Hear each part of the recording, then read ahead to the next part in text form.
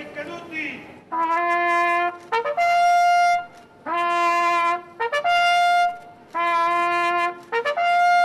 Ai piedi della scalinata dei 300 la deposizione della corona in memoria delle 1600 vittime. Intorno, malgrado le polemiche della vigilia, l'annunciata presenza di Casa Pound, la commozione composta dei trevigiani che non dimenticano quei 7 minuti di orrore, il bombardamento della città il 7 aprile del 1944, un venerdì santo di morte e devastazione.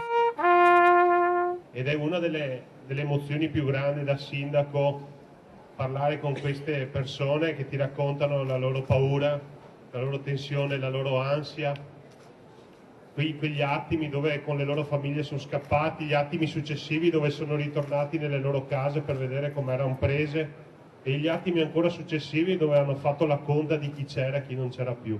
Il sindaco Mario Conte ricorda la messa sabato sera alla Madonnetta a Santa Maria del Rovere per i 123 bambini morti quel giorno. Oggi, dice, sarebbero donne e uomini, nonne e nonni, e anche se la loro tragedia non è scritta sui libri di storia, deve essere da monito. Oggi noi abbiamo la possibilità di sganciare altri tipi di bombe e quindi noi non dobbiamo fare gli stessi errori che sono stati fatti 75 anni fa. Ognuno di noi si faccia un esame di coscienza, perché le bombe non sono solo quelle belliche, si possono sparare delle bombe anche verbali o altri tipi di bombe che possono fare altrettanto male. Il corteo si sposta in piazza alle 13.05, la campana della Torre Civica rievoca con i suoi rintocchi i 7 minuti che hanno sconvolto Treviso.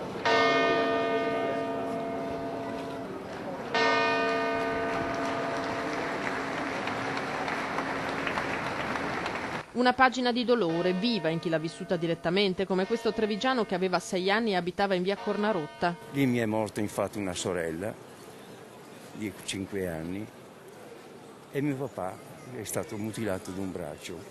In quella circostanza ci sono stati in quella zona, in quella torre, una decina di morti. Famosi caccia, che incomincia alle 12:30 e il bombardamento è iniziato all'1. Ma qui che ha provato a scappare via e che ha toccato andare nei famosi rifugi fatti dei mattoni forati dove sono morti tutti.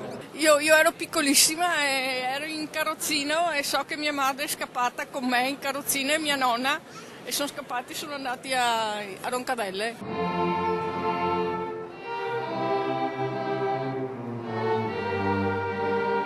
Treviso ricorda 75 anni dopo perché ricordare è un dovere. Ha sempre un senso perché sono morta troppa gente. È morta troppa gente.